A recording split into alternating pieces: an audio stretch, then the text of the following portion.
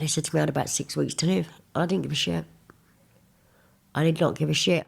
And she was like, no, something's got to give her. So she got onto Beachy, my counsellor, and other people, and Dr. Brenner, who was the head physician at the Priory at the time, and like the Priory were like, listen, we've had her here 5 times, we really can't help her.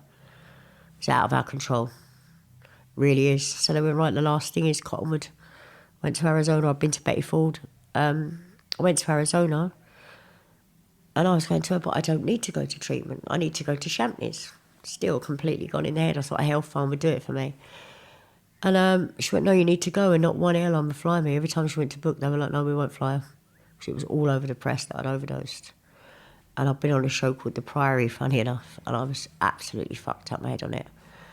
And she showed it back to me. She was like, this is what you look like. And I was about 6 stone wet, pregnant, 3 months pregnant as well. And, you know, I sent my mum near enough for a breakdown and stuff. And I said, all right, I'll go. And the only person that would fly me was Richard Branson, Virgin.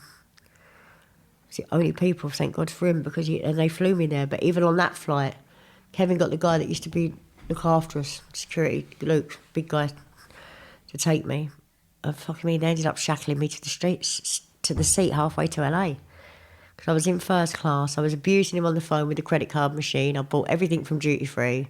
And I went in the toilet and had a cigarette. Everyone's laying in their beds sleeping first, paid a fortune. And the stewardess is knocking on there. Miss Westbrook, are you smoking in there? And I opened the door, I have a cigarette. I went, yeah, what are you going to do? Open the door and fucking throw me out the plane? You're not. I was horrible.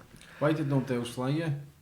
Because they knew I only had 6 weeks to live. It had been all over the papers. Morgans were shutting down. They didn't want to fly me without altitude. No, I'm going to go over and die on their plane, on their airline. And they had to got the captain radio through to control, and they were going to get me to LAX, turn me around and send me back and extradite me from the States.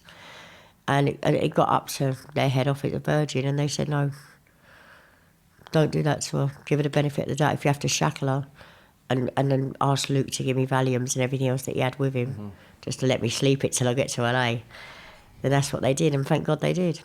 It's difficult as well. If you've got addiction problems, I was